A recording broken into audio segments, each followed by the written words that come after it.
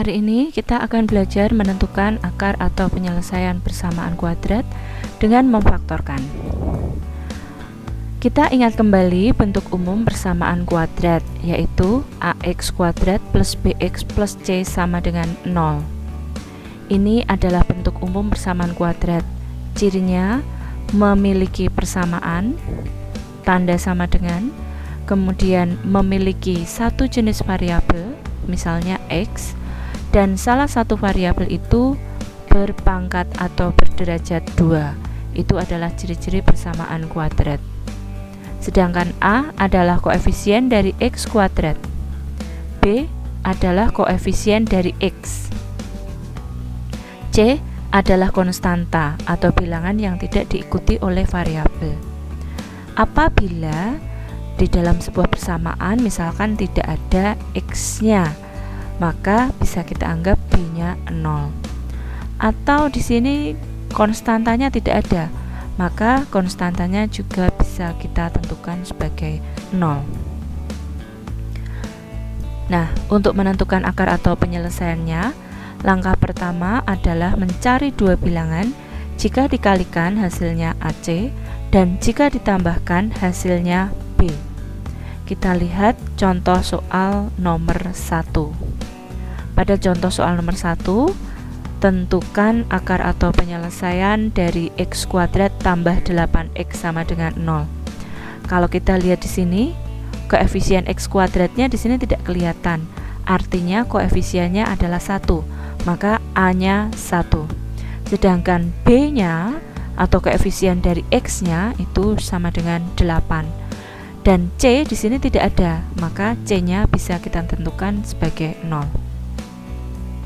Kemudian kita buat skema dengan syarat kalau dikalikan hasilnya AC, 1 kali 0 hasilnya 0. Ya, kita letakkan syarat yang pertama di sebelah kiri skema. Kemudian jika ditambahkan hasilnya 8, itu di bawah skema. Nah, kita cari dua bilangan. Kalau dikali 0, kalau ditambah 8, bilangan berapakah itu?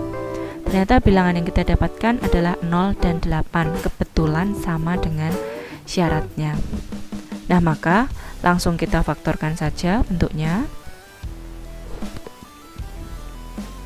seperti ini. Kita siapkan dua tanda dalam kurung. Di dalamnya kita masukkan x dan x, ya, karena nanti tujuannya x kali x itu x kuadrat. Kemudian bilangan yang kita dapatkan 0 dan 8 kita masukkan di sebelahnya x tadi, plus 0 dan plus 8. Nah, kebetulan x tambah 0 itu bisa dijumlahkan sebagai x. Maka kita sederhanakan penulisan ini menjadi x kali x tambah 8 sama dengan 0. Nah, proses yang kita lakukan ini tadi adalah proses memfaktorkan, yaitu mengubah bentuk penjumlahan atau pengurangan menjadi bentuk perkalian. Kalau kita lihat soalnya tadi, itu penghubung utamanya adalah penjumlahan. Nah, sekarang kita ubah penghubung utamanya menjadi perkalian. Nah, proses pengubahan ini dinamakan dengan memfaktorkan. Kita tidak merubah soal, karena ini jika kita jabarkan x kali x kuadrat, x kali 8 sama dengan 8x. Jadi tidak berubah soalnya, hanya bentuknya saja yang kita ubah. Nilainya tetap. Kemudian kita tentukan akar atau penyelesaiannya dengan cara salah satu faktornya kita sama dengan 0. Yang pertama x sama dengan 0, atau yang kedua x tambah 8 sama dengan 0. Nah, yang x sama dengan 0 ini sudah selesai. Sedangkan yang x tambah 8 sama dengan 0, 8-nya kita pindah ruas ke kanan menjadi negatif 8, sehingga x sama dengan negatif 8. Maka penyelesaian dari persamaan di atas adalah x1 sama dengan 0 atau x2 sama dengan negatif 8. Ini penyelesaian soal nomor 1. Soal nomor 2, kita lihat di sini x kuadrat dikurangi 81, maka a-nya 1, b-nya atau koefisien x-nya tidak ada di sini, maka b-nya 0 dan c-nya atau konstantanya itu negatif 81. Ingat, ini ada tanda negatif, maka ini miliknya 81. Kemudian kita buat skema dengan syarat Kalau dikali hasilnya AC. A kali C sama dengan negatif 81. Sedangkan kalau ditambah hasilnya B atau 0. Nah, maka bilangan itu adalah 9 dan negatif 9. Kita cek.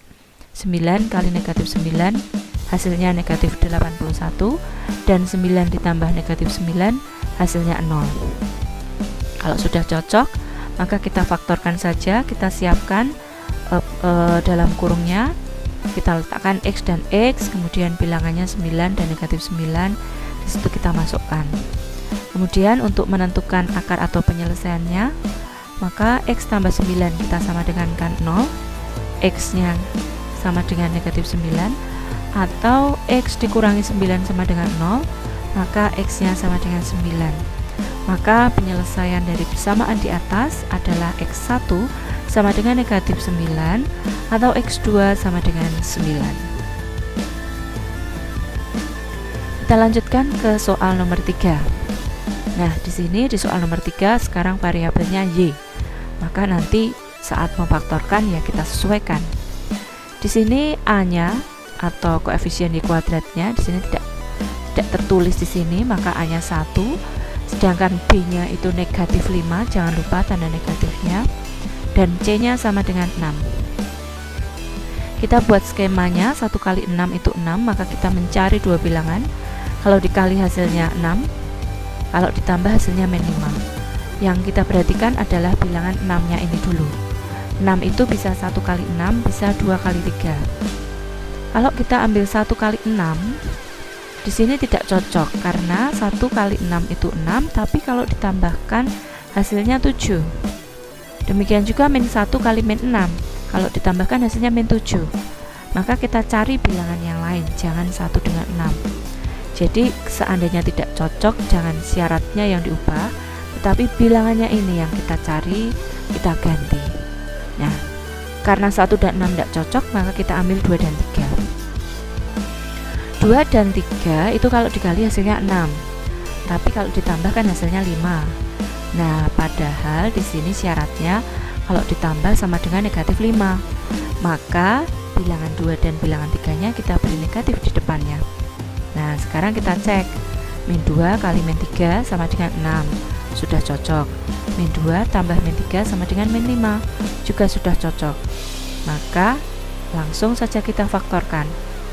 Kita siapkan di sini dua faktor ya dalam kurung, di sini Y dan Y.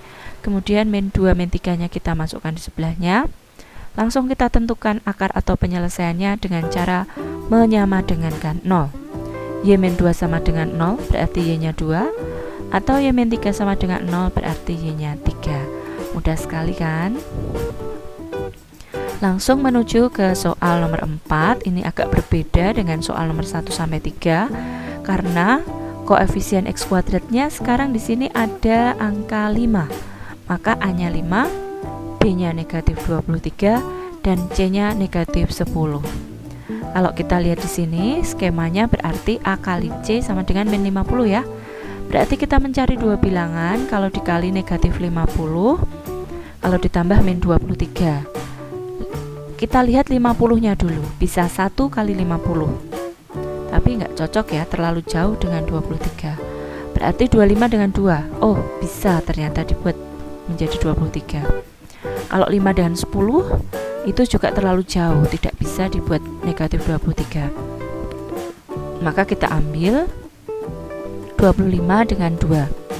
Tapi di sini kalau dijumlah itu negatif 23.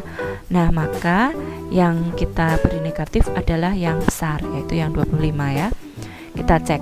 Min 25 kali 2 hasilnya min 50, sudah cocok. Min 25 ditambah 2 hasilnya min 23, juga sudah cocok. Kalau begitu sekarang kita faktorkan. Karena soalnya di sini 5x kuadrat ya, kita ikuti di sini siapkan dua dalam kurung isinya 5x dan 5x, tapi nanti harus dibagi 5 ya.